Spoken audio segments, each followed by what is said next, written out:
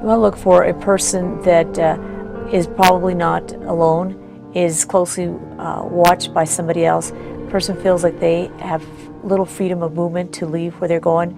A person who may feel fearful and no eye contact. And upon further questioning, you would determine and try to elicit if this person is free to come and go from their workplace, is living in a separate place from their workplace.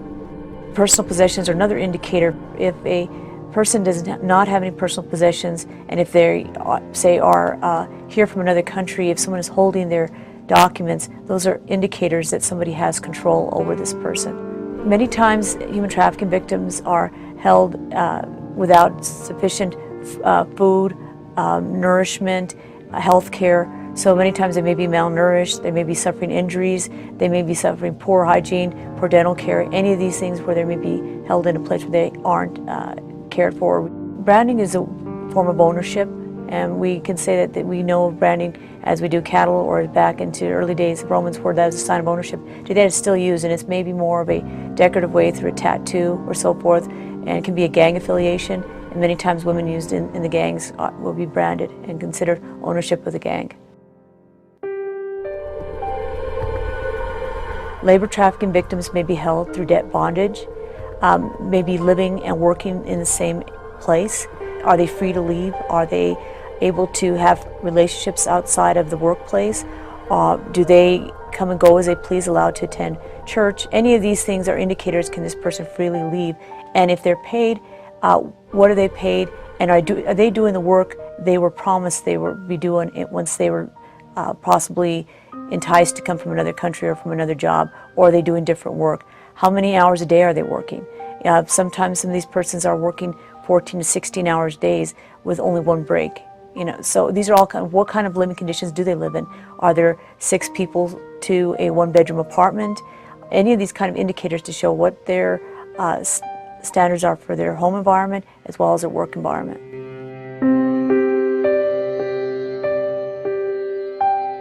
To me, safety was really important because it's just like really hard, and you're walking around places, you don't have any transportation, so you think anybody could just come up to you and just snatch you up, and you don't trust people. You can go into like public places like I did and be scared and totally frightened of everybody there.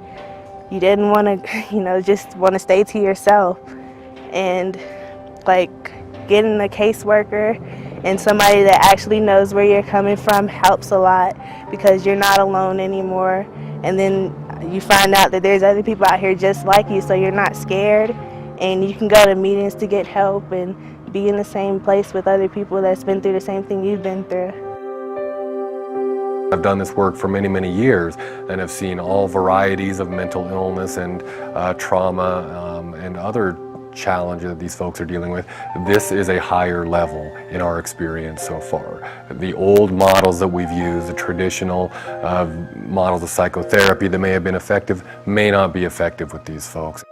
Even when I started going through LifeLink and trying to get help, I still didn't know anybody, so it was like I couldn't call anybody.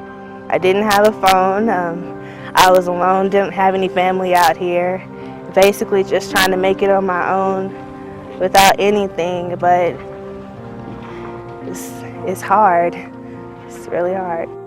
The level of care, first of all, that they need is 24/7, round-the-clock access. It doesn't necessarily mean that you have to be with them 24/7, but they need to know that they can contact you, especially initially, anytime.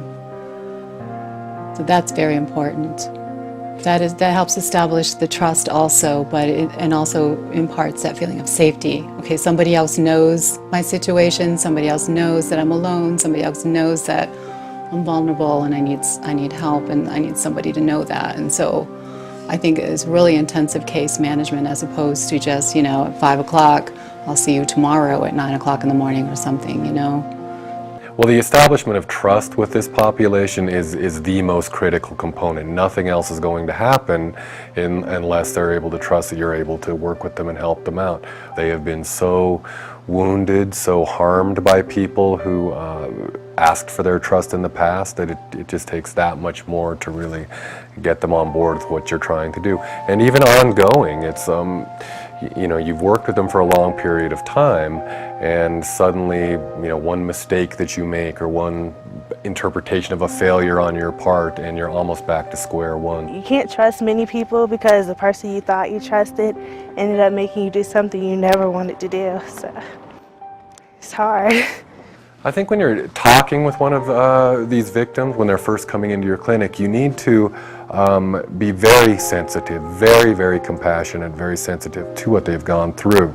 It's easy when someone comes in the door to hustle them through a series of procedures and paperwork, and I've got to ask you these questions. It doesn't work with this population. You may need to really rethink the way that you're doing things, and rather than see them as just another number coming through the door, to take the time to be with them, to connect with them.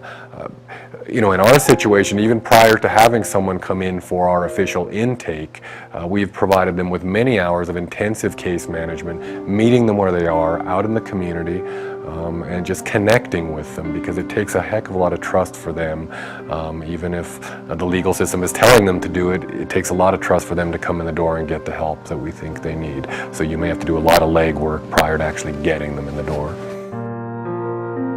Trust is essential in discovering the human trafficking piece of it.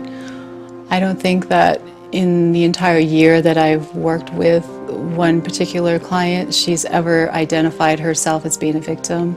They may not see the things that they have gone through as having been problematic. Surprising to you or I to think that, but they may have think this was the only family I had. They were helping me, they were looking out for me. The toughest part is, I think, the patience required, not just of the people working directly with human trafficking victims, but also the agencies providing the services. Patience, understanding, not expecting them to quickly get over it, because they're not going to, and there's a lot of things to unravel. There's a lot of work to be done around the trauma of it, let alone, you know, just reintegrating into the community.